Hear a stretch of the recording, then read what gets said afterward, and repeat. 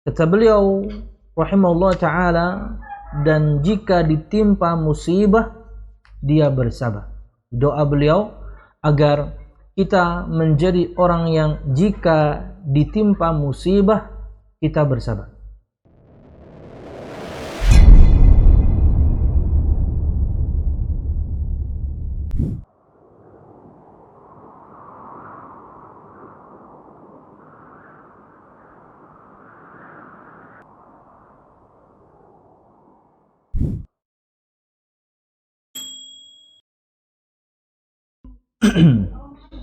Assalamualaikum warahmatullahi wabarakatuh.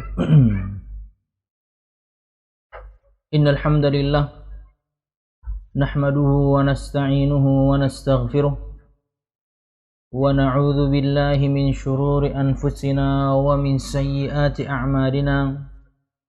May yahdihillahu fala mudilla lahu wa may yudlil fala hadiya lahu. أشهد أن لا إله إلا الله وحده لا شريك له وأشهد أن محمدا عبده ورسوله. قال الله تعالى في القرآن الكريم: أعوذ بالله من الشيطان الرجيم. يا أيها الذين آمنوا اتقوا الله حق تقاته ولا تموتن إلا وأنتم مسلمون. يا أيها الناس اتقوا ربكم الذي خلقكم من نفس واحدة وخلق منها زوجها وبث منهما رجالا كثيرا ونساء واتقوا الله الذي تساءلون به والأرحام إن الله كان عليكم رقيبا. يا أيها الذين آمنوا اتقوا الله وقولوا قولا سديدا يصلح لكم أعمالكم ويغفر لكم ذنوبكم ومن يطع الله ورسوله فقد فاز فوزا عظيما. فإن أصدق الحديث كتاب الله وخير الهدي هدي محمد صلى الله عليه وسلم وشر الأمور محدثاتها فإن كل محدثة بدعة وكل بدعة ضلالة وكل ضلالة في النار أما بعد. Al-musyahidun al-kiram, para pemirsa yang dirahmati Allah subhanahu wa ta'ala, alhamdulillah, segala puji dan syukur marilah kita haturkan kepada Allah subhanahu wa ta'ala. Kemudian salawat serta salam semoga selalu tercurahkan kepada junjungan besar Nabi kita Muhammad sallallahu alaihi wasallam, juga beserta para sahabatnya, keluarganya, dan segenap kaum muslimin yang selalu istiqamah berpegang teguh dengan Islam sampai hari kiamat kelak. Al-musyahidun al-kiram, para pemirsa yang dirahmati Allah subhanahu wa ta'ala, melanjutkan pembahasan kita pada kitab Syarah Al-Qawaid Al-Arba' karangan Syekh Shalih Fauzan bin Abdullah Al-Fauzan hafizahullahu ta'ala, dan masih membahas muqaddimah Syekh Muhammad bin Abdul Wahhab untuk kitab ini, yaitu doa beliau untuk semua kita para pembaca dan para penuntut ilmu. Kata beliau rahimahullah ta'ala: As'alullahal azim rabbal arshil karim ay yatawallaka fid dunya wal akhirah wa ay yaj'alaka mubarakan aynama kunta wa ay yaj'alaka mimman idza u'tiya syakara wa idza ubtuliya sabara wa idza adhnaba istaghfara fa inna hadhihi ats-tsalath hiya unwanus sa'adah. Aku memohon kepada Allah subhanahu wa ta'ala yang agung, pemilik arsy yang mulia, agar Allah subhanahu wa ta'ala selalu menolongmu di dunia dan di akhirat, menjadikanmu orang yang diberkahi dimanapun kamu berada, dan menjadikanmu orang yang jika mendapatkan kenikmatan dia bersyukur, dan jika mendapatkan cobaan dia bersabar, dan jika berdosa dia meminta ampun, maka sesungguhnya 3 hal ini adalah tanda-tanda kebahagiaan. Pada pertemuan yang lalu kita telah sampai pada poin yang kedua dari total 3 tanda-tanda kebahagiaan, yaitu wa idza btuliya sabar. Dan jika diuji dia bersabar. Al-musyahidun al-kiram, sebelum masuk pada bahasan yang baru, yaitu poin terakhir dari 3 tanda-tanda kebahagiaan, bagian dari doa Syekh Muhammad bin Abdul Wahhab untuk semua kita para penuntut ilmu. Kita rekap sedikit apa yang telah kita sebutkan pada pertemuan yang lalu berkaitan dengan poin yang kedua dari total 3 tanda-tanda kebahagiaan. Kata beliau rahimahullah ta'ala, dan jika ditimpa musibah dia bersabar. Doa beliau agar kita menjadi orang yang jika ditimpa musibah kita bersabar. Perhatikan keterangan Syekh Shalih Fauzan bin Abdullah Al-Fauzan, kata beliau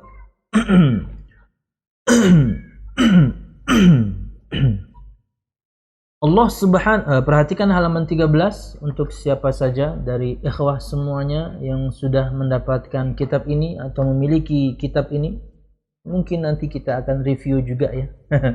Kemudian info juga untuk ikhwah dan juga untuk ikhwah sekalian khususnya yang di Banjarmasin. Alhamdulillah kitabnya sudah datang lagi dan masih on the way juga masih ada. Jadi yang datang ini ada 300, yang on the way ada 200. Jadi total akan ada 500 lagi. Jadi untuk semua ikhwah yang belum dapat kemarin silahkan hubungi Mas Rahman untuk yang ikhwan dan juga Ummu Aqila untuk yang akhwat, dan saya sudah posting tentunya di IG story. Silahkan catat nomor mereka dan hubungi mereka, ambil ke rumah mereka. Wallahu a'lam bishawab. Gratis ya, agar kemudian Anda bisa mengikuti pelajaran sama-sama. Oke. Yang sudah dapat, perhatikan halaman 13. Ini pelajaran kita pada pertemuan yang lalu, rekap. Keterangan Syekh Shalih Fauzan bin Abdullah Al-Fauzan hafizahullah ta'ala untuk doa Syekh Muhammad bin Abdul Wahhab untuk semua kita para penuntut ilmu, dan semoga Allah Subhanahu wa ta'ala menjadikanmu orang yang jika ditimpa musibah dia bersabar. Kata Syekh, Allah Azza wa Jalla akan selalu memberikan cobaan dan ujian kepada para hamba. Allah akan menguji mereka dengan berbagai musibah, menguji mereka dengan hal-hal yang tidak disenanginya. Itulah memang definisi musibah. Segala sesuatu yang menimpa kita yang tidak kita senangi. Terkadang juga menguji mereka dengan adanya musuh-musuh dari kalangan orang-orang kafir atau munafik, yang jelas-jelas kafir atau kemudian tampilannya Islam tapi isinya kafir, yaitu munafik. Ini yang lebih parah, ini yang lebih susah. Kenapa? Dia musuh dalam selimut, dia menggunting dalam lipatan. Apa itu Pit artinya, Pit? Nggak tahu juga, saya asal ngomong. Pokoknya dari dalam dia ngerusak. Nah, itulah orang munafik ya. Oleh sebab itu mereka membutuhkan kesabaran, tidak putus asa dan tidak pula putus harapan dari rahmat Allah Subhanahu wa ta'ala. Mereka tetap istiqomah di atas agama mereka dan mau bersabar menanggung berbagai macam keletihan dan kepayahan dalam memperjuangkan. Artinya tidak mudah. Tidak cuma kemudian kita berilmu, beramal, berdakwah, tapi ingat, dalam proses kita berdakwah maka kita akan begitu banyak mendapatkan cobaan, harus bersabar karena itulah kepayahan, itulah keletihan dalam memperjuangkannya. Ini salah satu contoh, yaitu dakwah. Dan juga contoh-contoh yang lain bisa kita praktekkan. Berbeda dengan orang yang tatkala tertimpa musibah tidak sabar, murka, mengeluh, dan putus asa dari rahmat Allah Subhanahu wa ta'ala. Mukmin sejati mereka bersabar. Kenapa? Sering kita sebutkan faedah ini. karena musibah ini satu bukti Allah cinta. Karena Allah jika cinta kepada seorang hamba, Allah pasti berikan dia ujian. Dua, pasti dia mampu memikulnya. Karena tidak mungkin Allah memberikan ujian, cobaan, musibah di atas kemampuan dia. Nggak mungkin. Allah mencintainya hingga kemudian Allah berikan dia ujian. Dua, dia pasti mampu memikulnya. Tiga, di saat yang sama, musibah ini jika sebelumnya diawali na'udzubillah dengan dosa, maka dia adalah di saat yang sama pelebur dosa. Dia penghapus dosa-dosa kita. Tapi jika sebelumnya dapat musibah, tapi sebelumnya sebenarnya tidak diawali dengan dosa-dosa, dia orang yang alhamdulillah selalu taat beragama, maka ini diantara cara Allah menaikkan level imannya.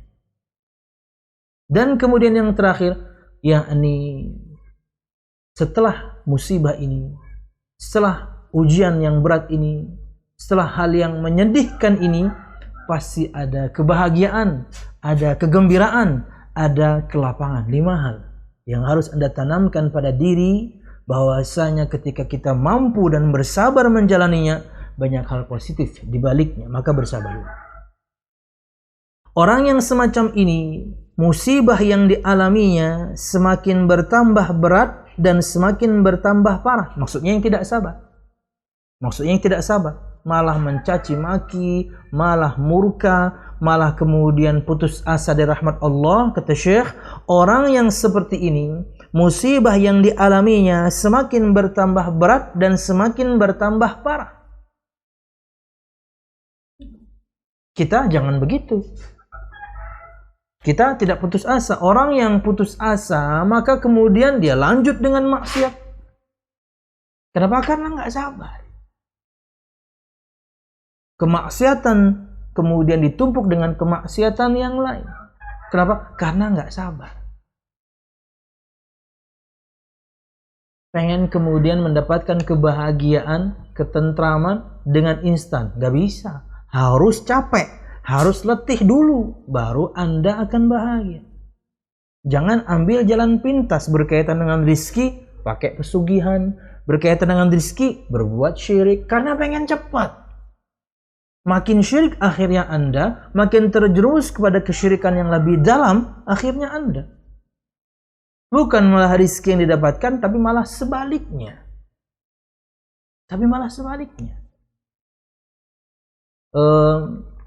Beberapa hari yang lalu, mungkin pemirsa juga mengetahui satu berita bagaimana yakni seorang oknum tukang bakso. Walaupun berita ini tidak yakni membuat saya kemudian kapok makan bakso, tidak ya. Terlepas dari yakni kadang-kadang asam urat juga ya. Tapi enggak, ini kan oknum saja.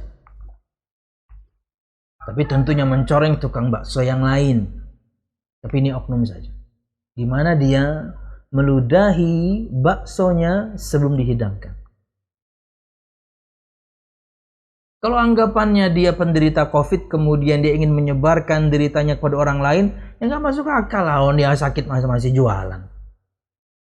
Tidak lain dan tidak bukan adalah ini bentuk pesugihan. Ya, coba apa yang dia dapatkan? Dilaporkan, ditangkap polisi, bahkan mungkin dipenjara.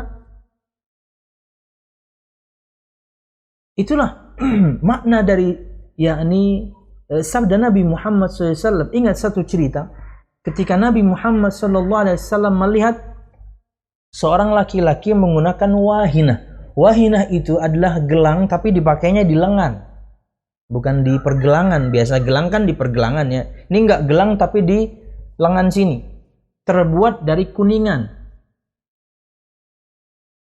Di antara yakni cara atau di antara ya di antara cara seorang itu sebelum berdakwah, sebelum berfatwa, itu dia bertanya, istifsar. Dia memperjelas kasus dulu. Makanya kalau Anda misalnya bertanya tentang perkara-perkara muamalah, mesti para ustadz nggak mau chit-chat, telepon. Kenapa? Karena mereka ingin bertanya kasus, pengen ngobrol, pengen istifsar. Ya, Anda akan dapatkan banyak ustadz yang berdakwah fokus pada muamalah, mesti kalau tanya jawab jarang pakai kertas.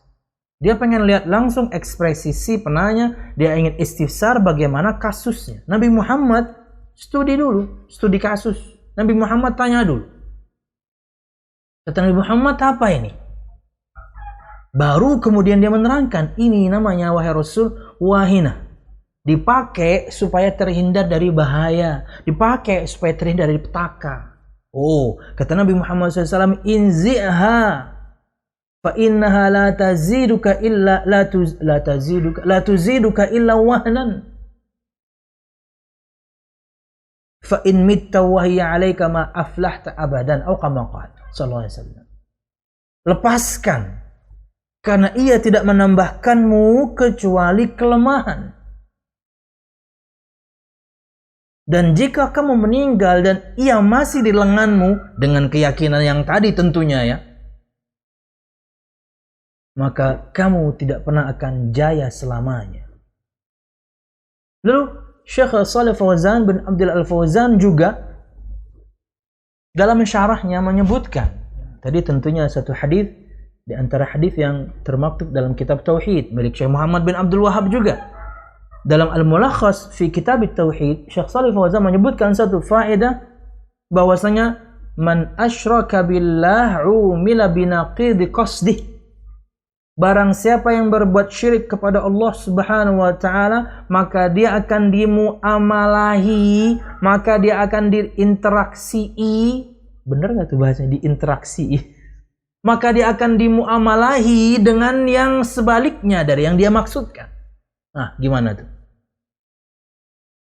Arti mudahnya, Anda pengen jauh dari petaka, petaka malah datang. Anda ingin jauh dari sakit, Allah malah kasih sakit. Anda ingin kaya malah miskin. Karena Anda berbuat syirik. Maka Allah akan bermuamalah kepada Anda. Maka Allah akan berinteraksi kepada Anda yang sebaliknya dari yang Anda inginkan. Pengen laku, pengen lancar, tapi kemudian berbuat syirik dengan pesugihan. Malah dipenjara kan? Allah muamalahi dia dengan yang sebaliknya. Boro-boro baksonya laku, image-nya sudah buruk. Na'udzubillah, sayang sekali kemudian bisa berimbas kepada para pedagang bakso yang lain yang jujur dan dipenjara. Itulah balasan dari Allah Subhanahu wa ta'ala. Dia akan dimuamalahi, Allah akan berinteraksi dengan dia, bermuamalah dengan dia dengan sebalik yang dia inginkan. Anda ingin laku, malah nggak laku. Anda ingin kaya, malah miskin. Anda ingin aman, malah celaka. Ini faedah disampaikan oleh Syekh Shalih Fauzan untuk hadis yang tadi. Dari sabda Nabi Muhammad SAW, fa innaha la tuziduka illa wahnan. Ia tidak menambahkanmu apapun kecuali kamu makin lemah. Itu sudah bentuk muamalah Allah Subhanahu wa taala dengan para pelaku kesyirikan, makin lemah. Artinya dimuamalahi dengan yang sebalik dari yang dia inginkan. Maka jangan berbuat syirik. Wallahu a'lam bishawab. Masih rekap? Orang yang semacam ini, musibah yang dialaminya semakin bertambah berat dan semakin bertambah parah. Rasulullah SAW bersabda, wa innallaha idza ahabba qauman ibtalahum faman radiya falahu ridha wa man sakhita fa alaihi sukht. Sesungguhnya Allah Ta'ala jika mencintai suatu kaum, maka Allah selalu menguji mereka. Barang siapa ridha, bagi mereka keridhaan Allah. Dan barang siapa yang murka, bagi mereka kemurkaan Allah Subhanahu wa ta'ala. Wallahu a'lam bishawab. Sisanya tentunya saya skip karena tentunya akan makan banyak waktu. Wallahu a'lam bishawab. Itu sekilas dari yang kita sebutkan pada pertemuan yang lalu berkaitan dengan doa Syekh. Lanjut pada bahasan yang baru, al-musyahidun al-kiram. Nanti doa yang terakhir mudahan bisa selesai. Qala wa idza adnaba istaghfara. Berkata Syekh Muhammad bin Abdul Wahhab pada doanya untuk semua para penuntut ilmu, dan semoga Allah Subhanahu wa taala menjadikanmu orang yang jika berbuat dosa dia beristighfar, minta ampun kepada Allah Subhanahu wa taala. Dapat nikmat syukur, dapat musibah sabar. Kalau berdosa segera minta ampun. Ini tanda-tanda kebahagiaan. Anda memiliki sifat ini, Anda orang yang bahagia. Perhatikan keterangan Syekh. Ammal ladzi idza adnaba la yastaghfiru wa la yastazidu minadh-dhunubi wa yastazidu minadh-dhunubi fa hadha syaqiyyun wal 'iyadzu billah. Sedangkan orang yang jika berdosa kemudian tidak minta ampun dan kemudian menambah dengan dosa yang lain, minta ampun enggak tapi menambah dosanya, fa hadza syaqiyyun, kata beliau, maka ini orang yang sengsara. Wal 'iyadzu billah, na'udzubillah. Semoga Allah Subhanahu wa taala hindarkan kita dari sifat yang demikian. Berdosa, sudahlah tidak minta ampun, ditambah dengan dosa yang lain. Harusnya ketika berdosa minta ampun. Minta ampun di malam hari karena siang hari dosa kita banyak. Minta ampun di siang hari karena dosa kita yang di malam hari lalu banyak. Itulah waktu yang bisa kita maksimalkan. Umur Allah beri, waktu Allah beri untuk minta ampun, bukan untuk nambah dosa. Syukur kalau misalnya, ini syukur ya, kalau misalnya ketika berdosa malaikat maut nggak datang berkunjung. Lah kalau pas berdosa kemudian dia datang berkunjung dan mencabut nyawa, buruk sekali. Tadi pagi kayaknya di beberapa akun media sosial saya lihat satu video bagaimana seorang imam meninggal ketika mengimami salat subuh. Meninggalnya keren banget.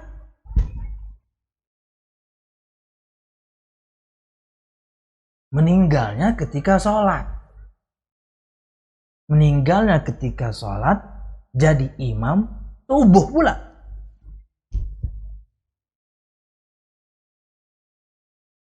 Harapan banyak orang mungkin seperti itu. Meninggal dalam keadaan menjalankan ketaatan kepada Allah Subhanahu wa taala. Kenapa demikian? Karena memang sehari-harinya orang taat. Anda akan meninggal sesuai kebiasaan. Anda biasa menjalankan ketaatan, ya Anda meninggalnya ketika menjalankan ketaatan. Sebaliknya, kan kata Nabi Muhammad SAW, seseorang akan dibangkitkan bagaimana ketika dia mati. Para ulama kemudian memberikan faedah, dan orang akan mati sebagaimana kebiasaan dia hidup.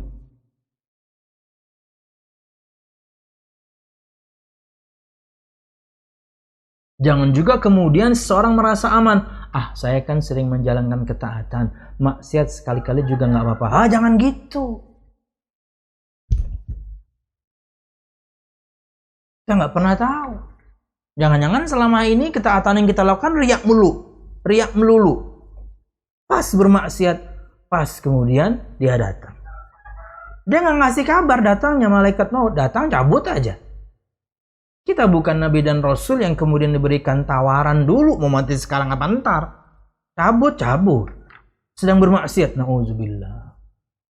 Makanya kata Nabi Muhammad SAW, kafa bil mauti mau'idhah, cukuplah kematian itu sebagai pemberi nasihat. Agar kemudian kita meninggalkan kemaksiatan.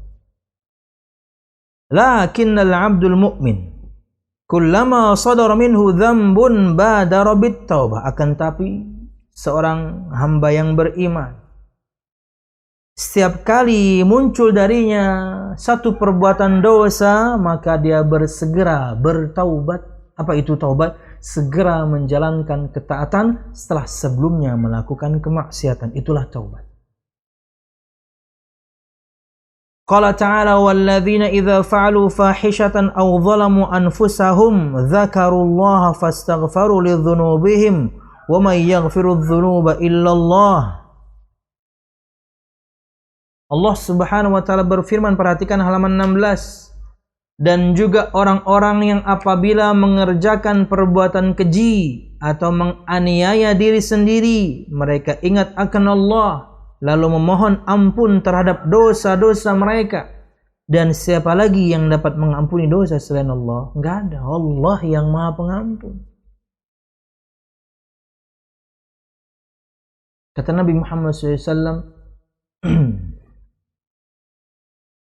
Inna Allah yabsutu yadahu bil laili liyatuba musi'un nahar wa bin nahari liyatuba musi'ul lail hatta tatlu'a syamsu min maghribiha. Atau kama qala sallallahu alaihi wasallam. Sesungguhnya Allah Subhanahu wa taala membentangkan tangannya, maksudnya siap menerima taubat hambanya di malam hari, agar orang-orang yang bermaksiat di siang hari minta ampun di malam hari, dan di siang hari agar orang-orang yang bermaksiat di malam hari minta ampun di siang hari, sampai nanti matahari terbit dari barat. Ini waktu diterimanya taubat untuk umum. Sebelum matahari terbit dari barat, taubat Allah terima. Tapi secara individu, sebelum ruh sampai kerongkongan. Bedanya apa sih? Tenggorokan sama kerongkongan. Tenggorokan mungkin bagian atas ya. Ya mudah saya tidak tahu. Tenggorokan tuh bagian atas. Kerongkongan tuh ya mungkin sampai bawah. Hulqum. Iya, hulqum tuh ada sini nih.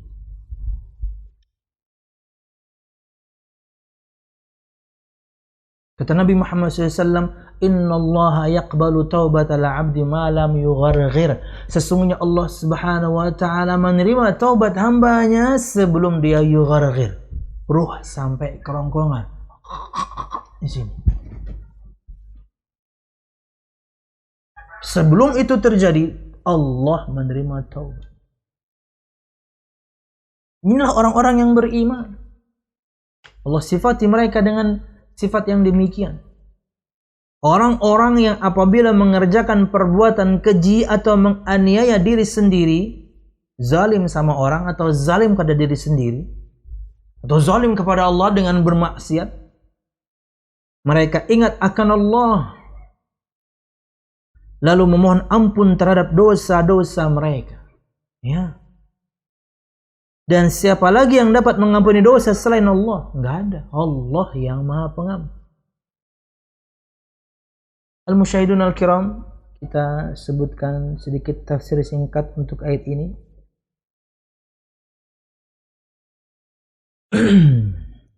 Berkata Syekh Abdurrahman bin Nasir As-Sa'di rahimahullah ta'ala dalam tafsirnya, وَالَّذِينَ إِذَا فَعَلُوا فَاحِشَةً أَوْ ظَلَمُوا أَنفُسَهُمْ أي صدر منهم أعمال يعني سيئة كبيرة أو ما دون ذلك بادروا إلى التوبة والاستغفار وذكروا ربهم وما توعد به العاصين ووعد به المتقين فسألوه المغفرة لذنوبهم والستر لعيوبهم ma'a iqla'ihim anha wa nadmihim 'alaiha. Dan orang-orang yang apabila mengerjakan perbuatan keji atau menzalimi diri sendiri, kata Syekh As-Sa'di menafsirkan, yaitu muncul dari mereka amalan-amalan yang jelek, amalan-amalan yang buruk, dosa-dosa besar, au maduna dzalik, atau dosa-dosa yang di bawahnya kecil. Badaru ila taubati wal istighfar. Mereka bersegera bertaubat kepada Allah dan meminta ampunan kepadanya. Segera menjalankan ketaatan kepada Allah dan minta ampun kepada Allah akan dosa-dosa yang mereka lakukan. Dan itu bisa dipraktekkan dalam setiap sholat. Makanya kita ini yang butuh sama sholat. Untuk siapapun di antara ikhwah di luar sana, mungkin yang bertanya ke ulun kemarin atau tadi malam, bahwasanya makin kesini makin malas sholat, makin kesini karena sholatnya di rumah sering terlambat. Sebelumnya bisa qobliyah, ba'diyah dan on time, sekarang qobliyah, ba'diyah jarang, on time pun molor, kadang kemudian terlambat. Dan kemudian dia bertanya bagaimana tipsnya, karena kita masih di rumah dulu. Masih sangat berbahaya untuk kemudian keluar dan kemudian sholat berjamaah walaupun dengan protokol kesehatan. Kita tidak pernah tahu siapa carrier-nya. Maka ayat ini cukup untuk nasihat untuk semua kita. Kita yang butuh dengan sholat itu karena kita banyak dosa sebelumnya. Akhirnya kita bersegera. Akhirnya kemudian kita bersegera melakukan yang wajib. Dalam hal ini balasan kita adalah sholat. Kita lengkapi kemudian dengan yang sunnah. Ini cukup nasihat untuk semua kita. Firman Allah Subhanahu wa taala, surah apa ini, Bif? Ali Imran 135. Untuk siapapun yang bertanya ke ulun tadi malam atau kemarin. Ali Imran 135. Renungkan. Tadabburi. Cukup untuk kita ini sebagai jawaban. Keluar dari kita, muncul dari kita satu perbuatan dosa besar atau kecil. Dalam hal ini adalah futur, datangnya rasa malas. Nih, kita yang perlu dengan sholat. Karena di situ kita bertaubat, beristighfar. Habis salam aja kita istighfar.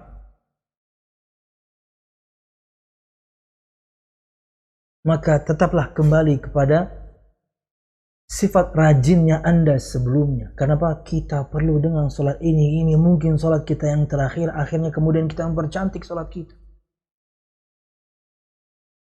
Bersegera. Yaitu jika muncul dari mereka amalan atau dosa-dosa besar atau yang levelnya di bawah itu.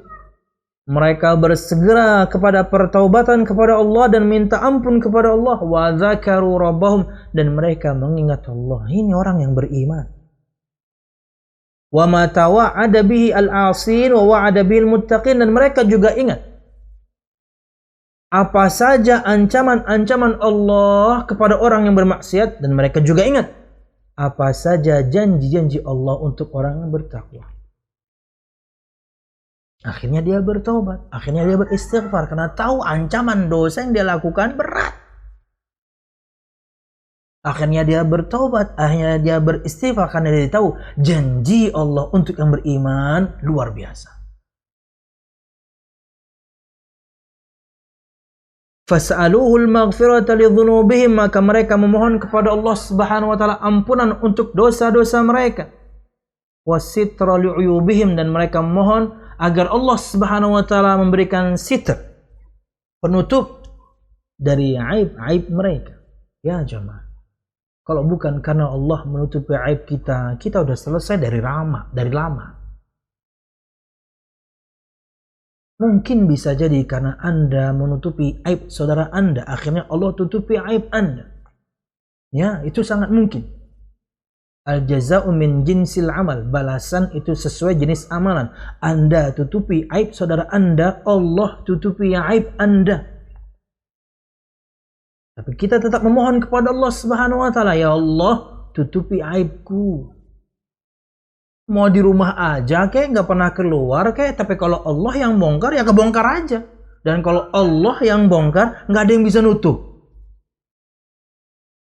Cantik apapun kemudian kita acting dan main di luar sana, cantik kita, actingnya luar biasa, tapi Allah yang bongkar, semua orang akan tahu. Ya, tapi kalau Allah yang sudah menutupi, tidak akan ada yang bisa tahu.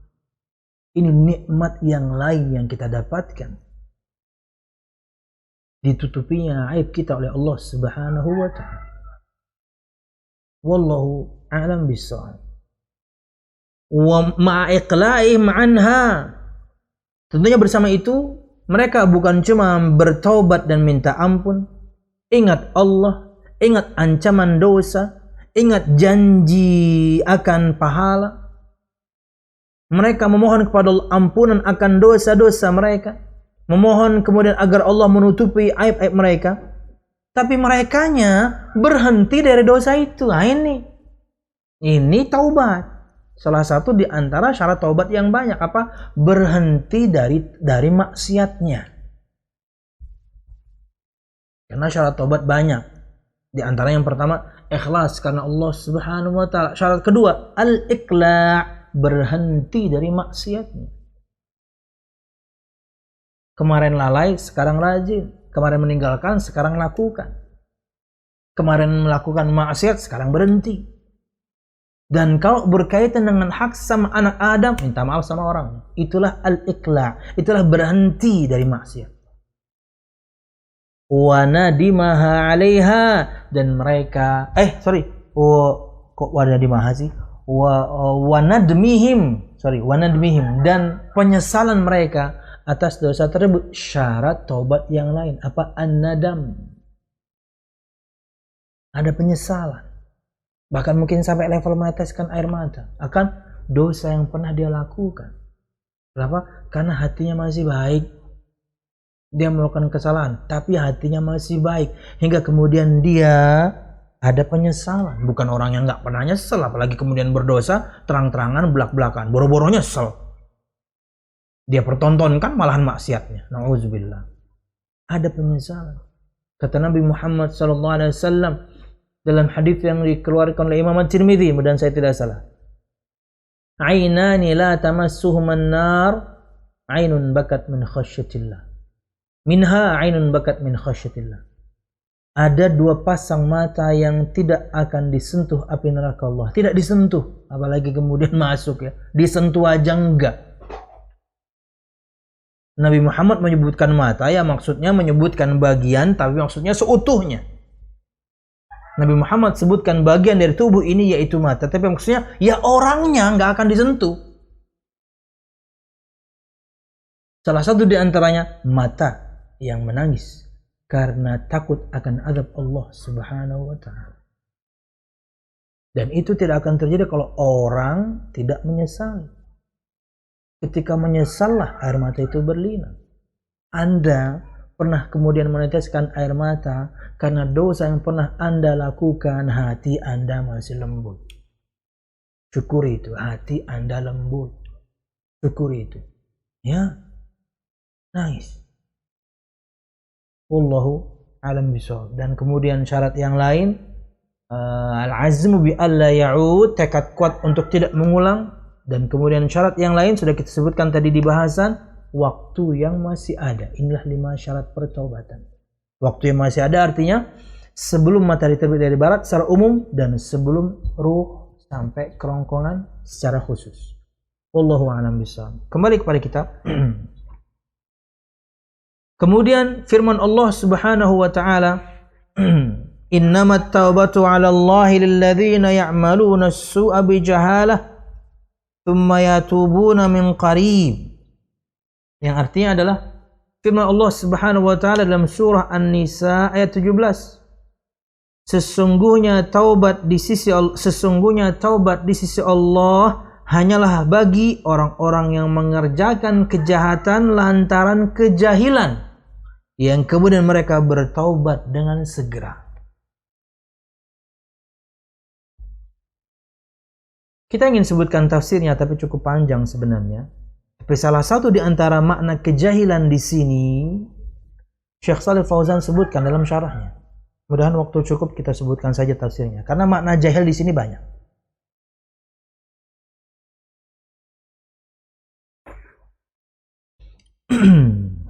Berkata Syekh Shalih Fauzan bin Abdullah Al-Fauzan menerangkan ayat ini berkaitan dengan sifat orang yang beriman. Kalau kemudian berdosa mereka bertaubat, dan dosa yang mereka lakukan berdasarkan kejahilan yang mereka miliki. Perhatikan. Wal jahalatu laysa ma'naha 'adamul ilmi li'anna al-jahila la yu'akhadh lakinnal jahala huna hiya diddul hilmi fa kullu man 'asa Allah fa huwa jahilun bima'na naqisul hilmi wa naqisul aqliyati wa naqisul insaniyah wa qad yakunu 'aliman lakinnahu jahilun min nahiyatin ukhra min nahiyatin annahu laysa 'indahu hilmun wala thabatun fil umur thumma yatubuna min qarib yakni kullama adnabu istaghfaru Ma hunaka ahadun ma'sumun minadh-dhunub. Walakinnal hamdulillah anna Allah fataha babat taubah. Fa'ala al-'abdi idza adnaba ayyubadira bit-taubah. Lakin idza lam yatub wa lam yastaghfir fa hadhihi 'alamatu asy-syaqa. Wa qad yaqnutu min rahmatillahi wa ya'tihi asy-syaitanu wa yaqul laisa laka taubah. Hadhil umur ats-tsalath idza u'tiya syakara wa idza ibtuliya sabara wa idza atnaba istaghfara hiya unwanus sa'adah. Man wuffiqa laha nala as-sa'adah wa man hurima minha aw min ba'dihha fa innahu syaqi. Kata Syekh, wal jahalah laisa ma'naha adamul ilm. Dan kejahilan pada ayat ini maksudnya bukan berarti kemudian dia tidak berilmu, bukan berarti kemudian dia tidak tahu. Kan disebutkan dalam firman-Nya, sesungguhnya taubat di sisi Allah hanyalah bagi orang-orang yang mengerjakan kejahatan, kemaksiatan lantaran kejahilan, lantaran kebodohan. Kata Syekh Shalih Fauzan, kejahilan di sini, kebodohan di sini maknanya bukan berarti kemudian dia tidak berilmu, bukan berarti kemudian dia tidak tahu. Kenapa? Karena hukum asalnya li'annal jahila la yu'akhad, karena orang yang tidak tahu, orang yang bodoh itu kemudian tidak diambil dosa. Ya, tidak dihitung dosa, tidak dihitung dosa, enggak dicatat dong karena dia bodoh, karena dia belum tahu. Karena hitungan berlaku kalau sudah sampai kepada orang itu hujjah, tahu dia. Bukan itu maknanya. Kejahilan di sini bukan maknanya dia tidak tahu. Kejahilan di sini bukan berarti dia tidak berilmu. Kejahilan yang membuat dia kemudian bermaksiat. Apa maknanya? Lakinnal jahala huna hiya diddul hilmi. Akan tapi yang dimaksudkan dengan kejahilan di sini adalah dia lawan dari al-hilm. Al-hilmu itu artinya orang yang tenang. Hilm itu artinya sifat yang tenang. Sifat tidak tergesa-gesa. Berarti maksudnya adalah orang ini tahu padahal ini maksiat nih, ini salah nih. Tapi dia orang yang kemudian jahil, tergesa-gesa dia. Makna kejahilan di sini banyak ya. Mudah-mudahan sempat kita sebutkan saja dari tafsir Syekh As-Sa'di ada kok. Banyak hal beliau sampaikan di sini. Belum sebutkan saja. Jahala minhu biaqibatiha wa ijabiha li sakhatillahi wa iqabih. Kejahilan di sini maksudnya adalah, kebodohan di sini maksudnya adalah bodohnya dia, jahilnya dia akan akibat dari kemaksiatan dia. Jahilnya dia, bodohnya dia akan bahwasanya maksiat ini mewajibkan murka Allah. Jahilnya dia, bodohnya dia, bahwasanya maksiat yang dia lakukan ini menyebabkan azab dari Allah. Dia bodohnya itu maksudnya. Bukan nggak tahu ini buruk, tahu dia. Tapi dia bodoh akan bahwasanya yang dia lakukan ini akan berakibat buruk untuk dia dalam kehidupan. Akan berimbas dalam kehidupan kemaksiatan itu. Jahala minhu biaqibatiha. Dia bodoh akan akibat dari dosa yang dia lakukan. Wa ijabiha li sakhatillah, dia bodoh akan bahwasanya maksiat yang dia lakukan mewajibkan murka Allah. Wa iqabihi, dan dia jahil akan bahwasanya kemaksiatan yang dia lakukan mewajibkan dia mendapatkan azab dari Allah. Dia jahil. Ini makna yang pertama. 3 poin tapi ini makna yang pertama dari Syekh Sa'di. Wa jahlum minhu binadharillahi wa muraqabati lahu. 2. Dan dia jahil bodoh akan bahwasanya Allah selalu melihatnya, Allah selalu mengawasinya. Dia bodoh akan hal itu. Kan terjadi dari kita maksiat itu ya karena ini terkadang. Bahkan mungkin paling banyak poin itu karena ini. Karena merasa nggak diawasi. Nah kita bodoh akan hal ini. Padahal kita bukannya kita nggak, kita tahu. Ya. Tapi kadang-kadang subhanallah kita lebih takut kepada manusia dibandingkan Allah ketika bermaksiat. Takut ketahuan orang tua, takut ketahuan pasangan, takut ketahuan anak, takut ketahuan siapa lagi? Ustadz, pengajar Anda, guru Anda, takut ketahuan teman. Sama Allah nggak takut. Kebalik takutnya. Jahlum minhu, kebodohan darinya bahwasanya Allah melihatnya dan selalu mengawasinya. Ini makna yang kedua. Bodoh. Hingga kemudian akhirnya dia bermaksiat. Lupa Allah itu maha mengawasi. Wa jahlum minhu bima apa ini? Wa jahlum minhu bima ta'ulu ilaihi min naqsil imani wa i'dami. Yang ketiga, kebodohan darinya dengan satu perkara yang membuat imannya berkurang bahkan bisa hilang. Nah, dia bodohnya tuh maknanya ini. Hingga kemudian bermaksiat. Dia bodoh, dia jahil, dia nggak tahu bahwasanya maksiat ini mengurangi imanmu loh. Maksiat ini bahkan bisa menghilangkan imanmu loh. Bodohnya itu maksudnya ini. Jadi makna bodoh banyak ya. Kalau Syekh Shalih Fauzan ngambil satu makna, dia adalah tergesa-gesa. Karena maksud al-jahlah di sini adalah diddul hilmi, lawan atau antonin dari al-hilm. Hilm itu adalah orang yang nggak terburu-buru. Berarti maknanya terburu-buru. Ini tiga makna yang disampaikan oleh Syekh As-Sa'di. Satu, bodoh akan akibat kemaksiatan. Bodoh akan wajibnya dia mendapatkan murka Allah ketika dia bermaksiat. Bodoh dia akan wajibnya dia mendapatkan azab dari Allah karena dia bermaksiat. Dua, bodoh dia akan bahwasanya Allah Subhanahu wa taala selalu melihatnya dan mengawasinya. Tiga, bodoh dia akan segala sesuatu yang membuat imannya berkurang bahkan hilang dengan maksiat tersebut. Kata Syekh, fakullu asin lillah fahuwa jahilun bihadhil i'tibar. Maka semua orang yang bermaksiat kepada Allah, maka dia jahil akan semua perkara ini. Dia bodoh akan semua perkara ini. Makanya kemudian Syekh ambil makna tergesa-gesa, buru-buru, nggak sabaran. Padahal ketika dia melakukan, akibatnya buruk. Ketika dia melakukan, Allah murka. Ketika dia melakukan, ada azab. Terburu-buru. Dia bodoh bahwasanya Allah melihatnya, bahwasanya Allah mengawasinya. Terburu-buru. Padahal bahwa maksiat yang dilakukan mengurangi imannya, bahkan bisa menghilangkan imannya.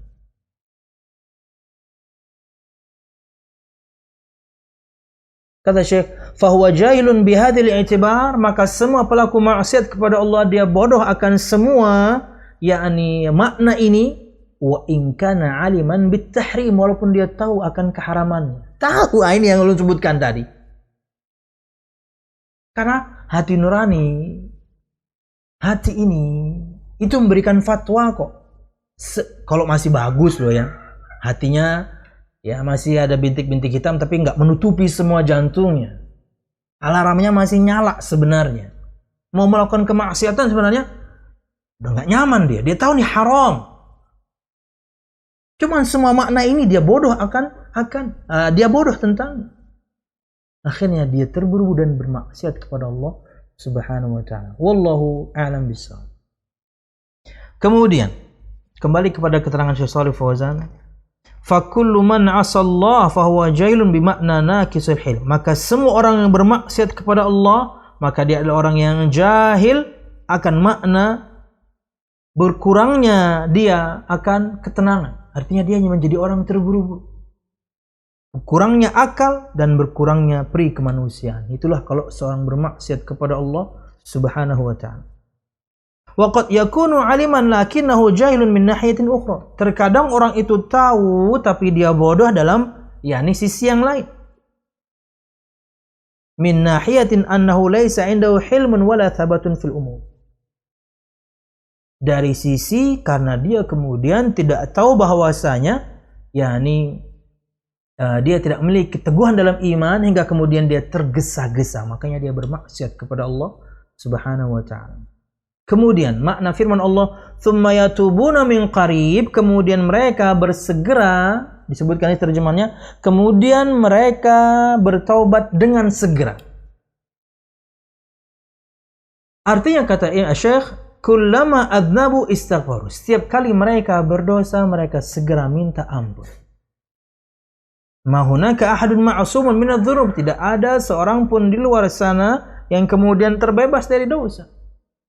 Kecuali Nabi Muhammad sallallahu alaihi wasallam, beliau maksum. Walakin alhamdulillah, akan tapi segala puji milik Allah Subhanahu wa taala, Allah bukakan pintu taubat. Ya, kadang kita bodoh, berilmu di satu sisi, bodoh di sisi yang lain. Hilang ketenangan dari kita hingga terburu-buru. Kadang tahu ini haram tapi tetap melakukan. Tapi alhamdulillahnya Allah bukakan pintu taubat. Maka atas seorang hamba jika dia berdosa, bersegeralah kemudian bertobat. Akan tapi barang siapa yang tidak bertobat dan tidak minta ampun kepada Allah, maka inilah tanda-tanda kesengsaraan. Bahkan terkadang dia akan putus asa dari rahmat Allah Subhanahu wa taala dan syaitan akan menghampirinya dan mengatakan, "Laisa laka taubah." Alah, taubat kamu ini percuma. Jangan sampai kayak gitu. Kenapa? Karena keseringan maksiat. Akhirnya syaitan menghampiri, udahlah, enggak usah maksiat, enggak usah taubat. Percuma juga kamu kotor, kamu hitam, masa lalu kamu apa? Lanjut aja udah. Akhirnya dia putus asa dari rahmat Allah. Kenapa? Karena sering bermaksiat. Akhirnya putus asa.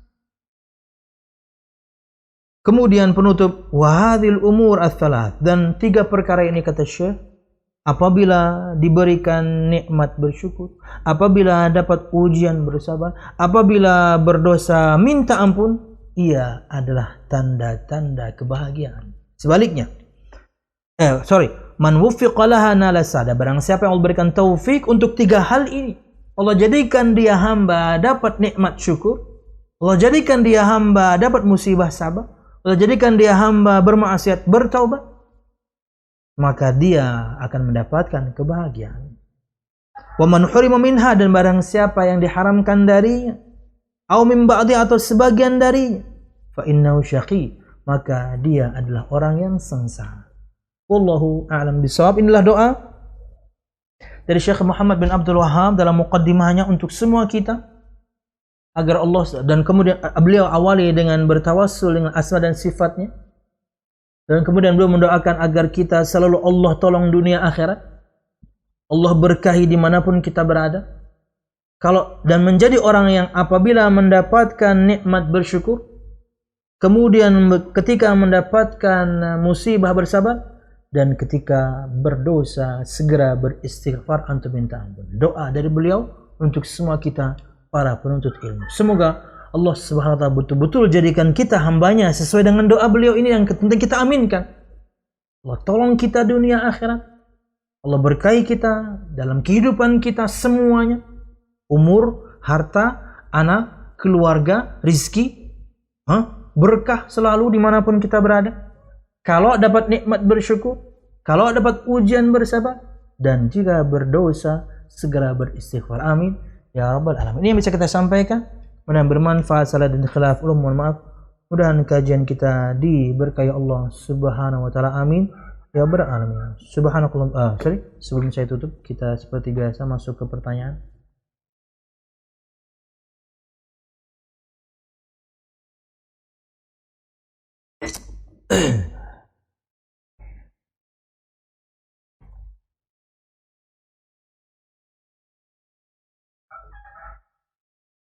Kita ingatkan kembali untuk ikhwah sekalian, khususnya yang ada di Banjarmasin dan sekitarnya, yang belum mendapatkan buku saku terjemahan dari kitab ini, silahkan ambil. Yang ikhwan silahkan hubungi Mas Rahman, kemudian yang akhwat silahkan hubungi Mama Akila atau Mbak Syarifah. dan tentukan waktu Anda untuk bertemu mereka dan kapan Anda bisa mengambil. Banjarmasin dan sekitarnya. Ada sih pertanyaan yang masuk, gimana kalau di luar kota? Tetap aja hubungin mereka berdua, jangan hubungin saya. Kalau mereka berdua bersedia memaketkan kepada Anda, ya alhamdulillah. Tentunya Anda yang menanggung ongkos kirimnya. Jika mereka mengiyakan, silahkan hubungi mereka. Itulah gunanya kenapa saya cantumkan nomor mereka berdua. Jangan nanya saya lagi, tanya mereka. Wallahu a'lam bishawab. Insyaallah yakni tersedia sekarang 300 dan on the way 200. Saya akan bagikan semuanya insyaallah pelan-pelan. Dan tentunya terima kasih untuk semua ikhwah, para donatur khususnya yang telah yakni mendonasikan hartanya untuk program yakni donasi buku kajian ini. Ya, mau kajian ini ada apa mulia dengan manhaj salaf. Tentunya satu bukunya saja 150 ribuan, ada Talbis Iblis ini dan yang lain sebagainya. Terima kasih dan semoga Allah Subhanahu wa taala berkahi Anda selalu, khususnya para donatur. Berkah umur Anda, berkah yakni harta Anda, rezeki Anda, berkah yakni anak dan keluarga Anda, berkah dimanapun Anda berada. Amin ya rabbal alamin. Assalamualaikum warahmatullahi wabarakatuh. Hari ini hadiahnya apa, Pit? Mushaf ya. Tetap hari ini insyaallah hadiahnya dapat mushaf terjemah. Tanzu, tolong ambilin Zu.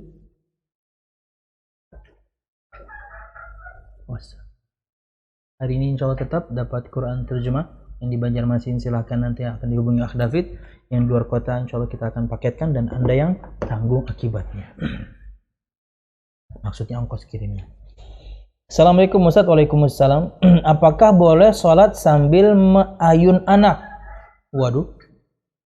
Kadang apabila sudah masuk waktu sholat zuhur atau asar, bayi anak masih tidur, gendong aja.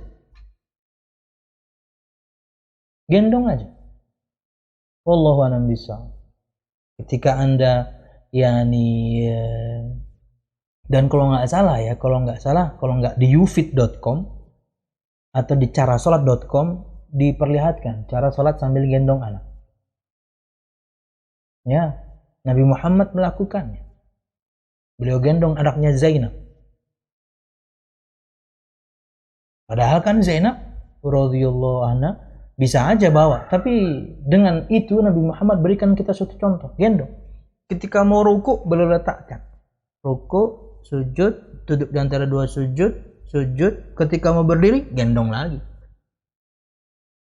Wallahu a'lam bishawab. Kalau misalnya praktek ini Anda alihkan ke ayunan, wallahu a'lam bishawab, mudahan tidak mengapa. Artinya Anda sholat di samping ayunan. Ayun, Allah. Sholat. Ayunannya kemudian hampir slow, lakukan gerakan yang perlu ini. Dorong lagi. Ya, enggak apa. Tidak mengapa insyaallah. Wallahu a'lam, karena gerakan yang harus. Karena kalau dia bangun, mungkin Anda akan repot. Dan untuk yakni suaminya, suami ini kalau misalnya, kan sekarang pandemi ya, harusnya suami Anda juga ada di rumah misalnya, ya mungkin ya dijaga ya, bantu menjagain anak yang sedang tidur karena istri ingin salat. Wallahu a'lam bishawab. Insyaallah boleh, tidak mengapa. Barakallahu fikum. Semoga Allah yakni mudahkan Anda menjalankan ketaatan kepada Allah dan bertakwalah kepada Allah sesuai dengan kemampuan Anda. Barakallahu fiikum.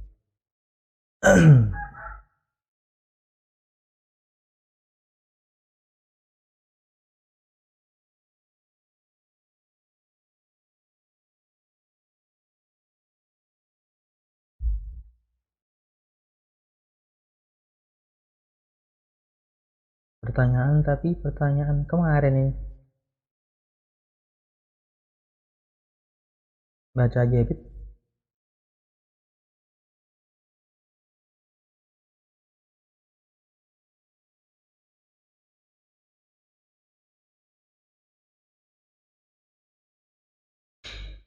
Assalamualaikum Ustaz. Ana seorang ikhwan yang berumur 20 tahun. Insyaallah ana ada niatan untuk lanjut menuntut ilmu di Istai Ali bin Abi Thalib Surabaya. Barakallahu fikum. Tapi Ustadz, di umur sekarang ini ana ngerasa tarikan syahwat sudah menggebu-gebu karena di mana masa lalu ana kelam perihal ini, jadi susah sekali untuk menahannya. Minta nasihat Ustadz, lebih afdal ana melanjut menuntut ilmu dulu atau lanjut untuk menikah saja? Kenapa tidak lakukan dua-duanya? Dan saya tahu sebagian ikhwah ada yang begitu. Ya, dia nikah, dia bawa bininya, dan kemudian dia ngontrak di sana, kuliah, dan dia punya bini. Bisa insya Allah. Lakukan dua-duanya. Ilmu dituntut, tapi syahwat kemudian tercover karena Anda punya istri. Barakallahu fiikum. Minta kemudahan kepada Allah selalu ya. Jangan sok kemudian saya bisa jalan, enggak. Minta kemudahan dari Allah, akhirnya Allah mudahkan semua.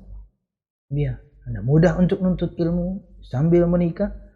Dan ilmu dapat, syahwat kemudian juga aman insyaallah. Barakallahu fiikum.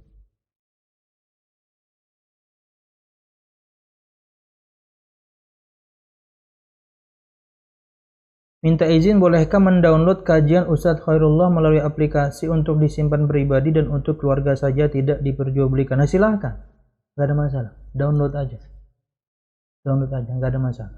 Teman-teman terkadang juga bukan ketika mereka ingin merepost untuk memotong video gitu ya, untuk nasihat singkat 1-2 menit, 3-4-5 menit, mereka harus download dulu kan.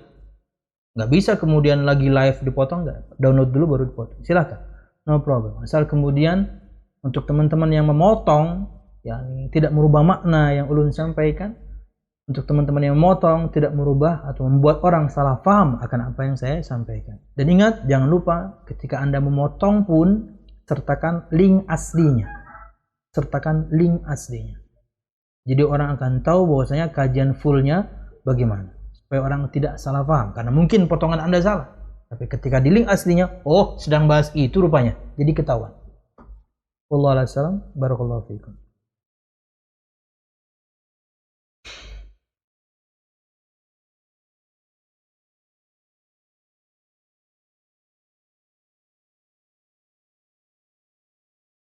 Bagaimana cara mengatasi rasa gengsi untuk minta maaf terhadap orang-orang yang dekat dengan kita, terlebih dalam masalah sepele, sementara mudah minta maaf jika kepada orang yang lain? Ya, ngapain gengsi? Untuk apa gengsi? Tapi nanti di akhirat Anda repot. Gak usah gengsi. Mau siapapun mereka orangnya, kita bersalah kepadanya, maka minta maaflah. Sebelum nanti urusan kita makin repot di akhirat. Nah, kebaikan kita akan ditransfer kepada orang-orang yang kita zalimi. Habis kebaikan kita, keburukan mereka yang ditransfer ke kita. Nggak usah. Nggak ada gengsi-gengsian udah. Punya salah, minta maaf. Suami ke istri, minta maaf, nggak usah gengsi. Orang tua ke anak, minta maaf, nggak usah gengsi. Daripada Anda repot nanti di akhirat. Karena semua nanti di akhirat akan egois. Mereka akan berusaha mengambil kebaikan siapapun yang mereka bisa ambil ketika dulu di dunia dizalimi. Jangan sampai kemudian kita menjadi orang yang menyesal, menjadi orang yang pailit, menjadi orang yang bangkrut di akhirat kelak. Wallahu a'lam bishawab. Kemudian yang terakhir, Assalamualaikum warahmatullahi wabarakatuh.